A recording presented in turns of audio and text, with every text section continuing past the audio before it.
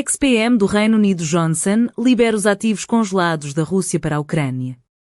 Thank you so much, General Kellogg. Boris Johnson, I wondered if you had a few thoughts. Can someone get Boris Johnson a mic, the former Prime Minister? Thank you very much. Well, President Stubb, I want to thank you and congratulate you on what you have done. I think it's been really remarkable. Can I ask a couple of specific questions about first of all, about the fabled 300 billion or 250 billion, or how much it now is, the euro clear cash. When are we going to get that unfrozen? And secondly, to the point of everybody's talking about the security guarantees and a ceasefire, and it seems to me there's a real risk of a kind of endless chicken and egg problem, because Putin has no interest in a ceasefire. He doesn't want to make a deal. He's going to rope-a-dope us. He's going to keep going till the Greek cal ends, right?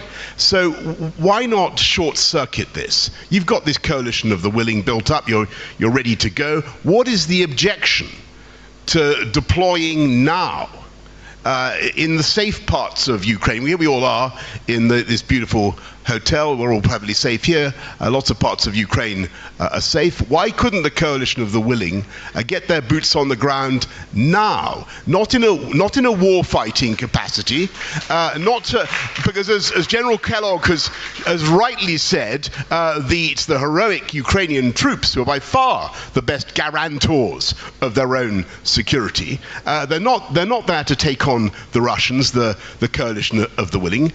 They're there to do logistics, support, all the things that we've talked about, backfilling, and so on. And above all, to your point, President Stubb, they're there to show that Ukraine has made a geostrategic choice to be part of the Western security architecture, and we respect that choice.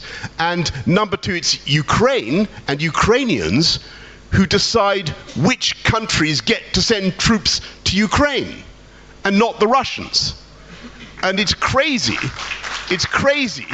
that point is still in dispute, and that we're still effectively allowing Russia to have a veto over who comes here.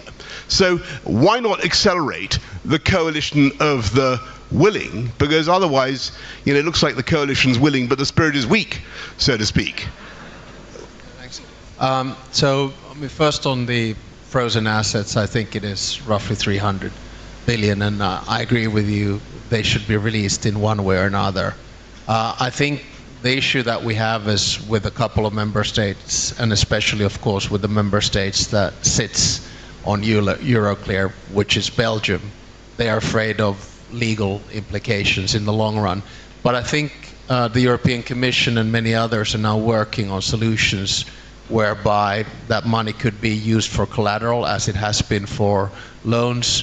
I personally think that we should already now start preparing the reconstruction of Ukraine, and I think that those assets should certainly be used as some kind of war compensation.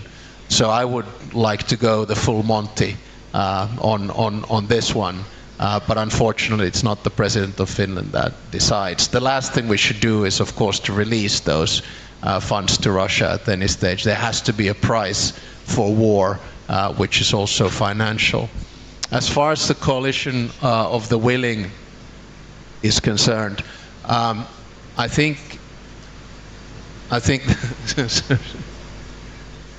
the starting point of the coalition of the willing is to create a deterrence for the day after the war. And in the meanwhile, what we try to do is to supply Ukraine with the best intelligence, with the best weapons, with financial aid to help fight this war, because obviously we didn't work as a deterrent before it. So I kind of want to take this one step at a time and understand that the most modern and effective army that we have right now in Europe is Ukraine. The next step then is, after the ceasefire, to provide the coalition of willing with the military plans that have already been set. Then I'm reluctant to say this in your presence, Mr. Johnson, but one of the best security guarantees Ukraine can get is EU membership.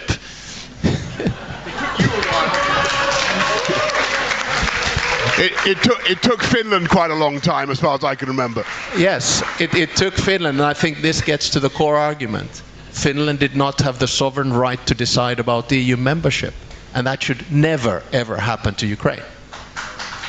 So, I think we take it one step at a time, and then eventually when Ukraine joins NATO, it has full Article 5.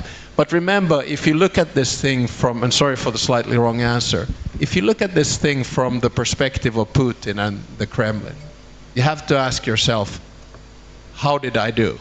First, the aim was to take over Ukraine in a special operation in 4 days.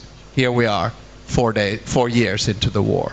Second was to create disunity in the West. I've never seen it more united before, including actually the transatlantic partnership. Third was to minimize the defense expenditure of NATO members. Trump has just hiked us up from 2% to 5%.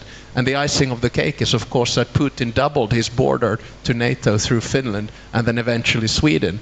So he has failed in all of his strategic goals, including the fact that Ukraine became very European and not Russian at all.